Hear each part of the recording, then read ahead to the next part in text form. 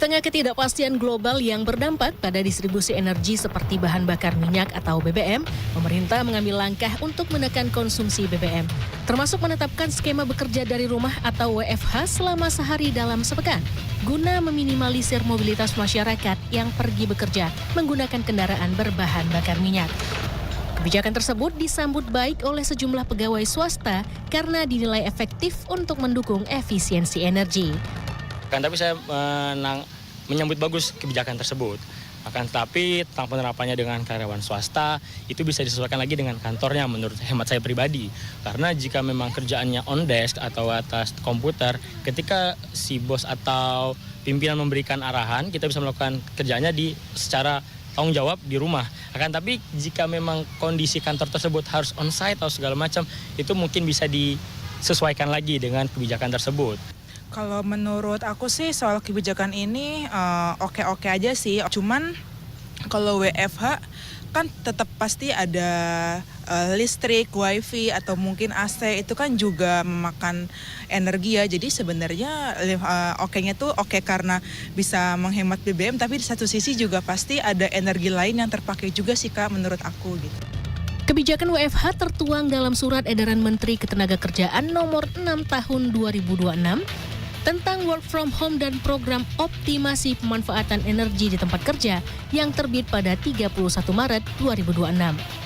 Dalam surat edaran tersebut, pelaksanaan WFH dapat dikecualikan pada badan usaha di sektor energi, kesehatan, infrastruktur dan pelayanan masyarakat, makanan dan minuman, jasa, industri dan produksi, retail atau perorangan, transportasi dan logistik, serta sektor keuangan.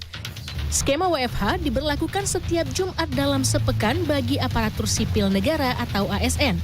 Sementara itu, kebijakan WFH bagi pekerja swasta hanya bersifat imbauan dan pelaksanaannya disesuaikan dengan peraturan masing-masing perusahaan. Jadi sifatnya adalah imbauan dan masing-masing perusahaan tentu memiliki kekhasan tersendiri. Sehingga teknis terkait dengan work from home misalnya itu kita serahkan kepada perusahaan. Tapi semangatnya adalah bagaimana menjadikan kondisi saat ini sebagai momentum kita secara adaptif untuk cara kerja yang baru, penggunaan energi secara bijak, dan seterusnya. Menyikapi imbauan WFH dari pemerintah, PT Frisian Flag Indonesia, perusahaan swasta di industri makanan dan minuman, merealisasikan skema WFH bagi pegawainya yang diterapkan setiap Jumat dalam 1 minggu. Namun penerapan WFH dikecualikan bagi pegawai yang bekerja di pabrik, guna menjaga distribusi produk termasuk menyuplai susu untuk program makan bergizi gratis atau MBG. Arrangement work from home dari 2020 gitu ya, specifically after COVID gitu ya.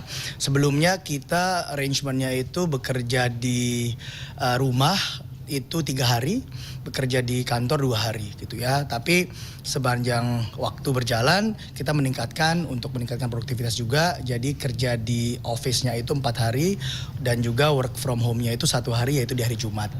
Kita juga selalu melihat bagaimana organisasi kita bisa operate dengan lebih efisien gitu ya. For your information, di pabrik kita itu adalah salah satu pabrik terbesar susu di Indonesia gitu ya.